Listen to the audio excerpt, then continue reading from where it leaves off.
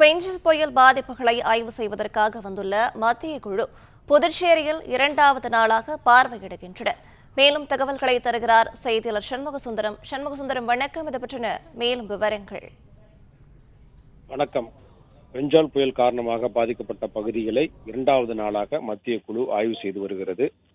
புதுச்சேரியில் பெஞ்சால் புயல் காரணமாக நகர மற்றும் கிராம பகுதிகளில் என பல்வேறு பகுதிகளில் மிக மோசமான நிலையில் பாதிப்படைந்தது.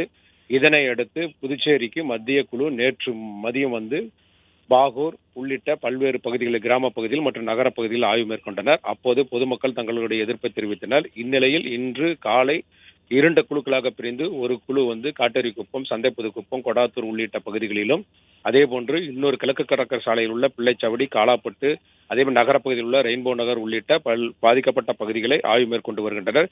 இன்று காலை மத்திய உள்துறை அமைச்சர் பேரிடர் மேலாண்மை குழு நரேஷ் குப்தா தலைமையிலான 7 பேர் குழுவில் அது 4 பேர் வந்து ஒரு குழுவாகவும் 3 பேர் ஒரு குழுவாகவும் பிரிந்து அந்த ஆய்வு மேற்கொண்டு வருகின்றனர். தற்போது பிள்ளைச்சாவடி உள்ளிட்ட பல்வேறு கடற்கரை சாலைகளில் ஏற்பட்ட பாதிப்புகளை அவர்கள் ஆய்வு மேற்கொண்டு வருகின்றனர். மேலும் அங்குள்ள அதிகாரிகளிடம், குறிப்பாக பொதுப்பணித்துறை, மீன்வளத்துறை, மின்சாரத்துறை உள்ளிட்ட பல்வேறு துறை சார்பில் இருக்கக்கூடிய அதிகாரிகளிடம் ஏற்பட்ட பாதிப்புகள் குறித்து கேட்டறிந்து அந்த பாதிப்புகளை பார்வையிட்டு வருகின்றனர்.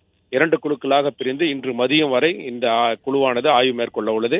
இன்று மதியத்திற்கு மேல் தனியார் விடுதியில் முதலமைச்சர் தலைமையில் ஆலோசனை மேற்கொள்ளப்பட்டு இந்த பாதிப்பு குறித்து ஏற்கனவே முதலமைச்சர் மத்திய அரசிடம் 600 கோடி ரூபாய் நிவாரணம் கேட்டுள்ள நிலையில் இந்த நிவாரணம் குறித்து அவர்கள் முதற்கட்டமாக பேசுவார்கள் என்றும் அது அறிவிப்பு வரும் என எதிர்பார்க்கப்படுகிறது.